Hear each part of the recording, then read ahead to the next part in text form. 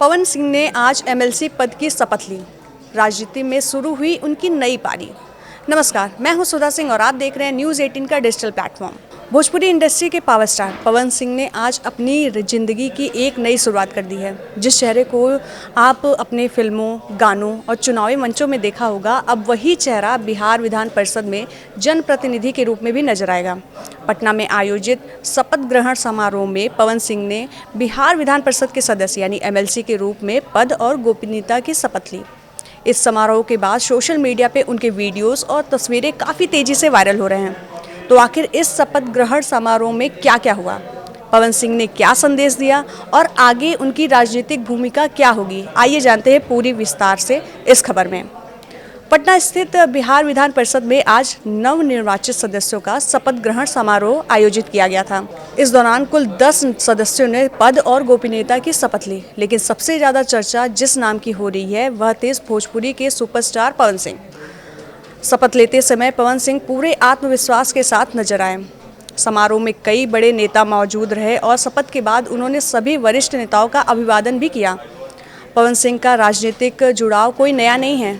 पिछले कुछ समय से वे लगातार राजनीतिक गतिविधियों में सक्रिय थे। चुनाव प्रचार से लेकर जनसभाओं तक उनकी मौजूदगी चर्चाएं का विषय बन चुकी थी। आखिरकार अब उन्होंने बिहार विधान परिषद की सदस्यता मिल चुकी है और उन्होंने आधिकारिक तौर पर अपनी नई जिम्मेदारी संभाल ली है। भोजपुरी इंडस्ट्री में करोड़ों फैंस रखने वाले पावर स्टार पवन सिंह के लिए यह सिर्फ एक पद नहीं है, बल्कि उनके राजनीतिक कैरियर का सबसे बड़ा पड़ाव माना जा रहा है। दिलचस्प बात यह है कि शपथ ग्रहण समारोह में पूर्व मुख्यमंत्री नीतीश कुमार के बेटे निशांत कुमार भी पहली बार एमएलसी के रूप में शपथ ली। इसलिए पूरे समारोह की सबसे ज़्यादा चर्चा इन्हीं दो चेहरे की हो रही है। एक तरफ पूर्व मुख्यमंत्री के बेटे निशांत कुमार और दूसरी तरफ भोजपुरी के सुपरस्टार पवन सिंह।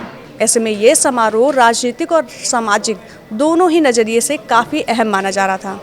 अब सबसे बड़ा सवाल ये था कि क्या पवन सिंह राजनीति में भी वही सफलता कर पाएंगे जो उन्होंने भोजपुरी सिनेमा में हासिल की थी।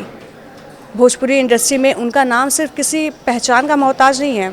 एक से बढ़कर एक सुपरहिट गाने, दर्जनों सफल फिल्में और करोड़ों चाहने वाले फैंस। लेकिन राजनीतिक का मैदान फिल्मों से बिल्कुल अलग होता है।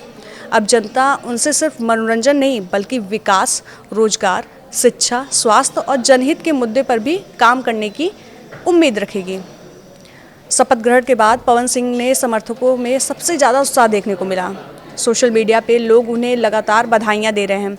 कई लोगों का कहना है कि भोजपुरी समाज के लिए ये गर्व का क्षण है।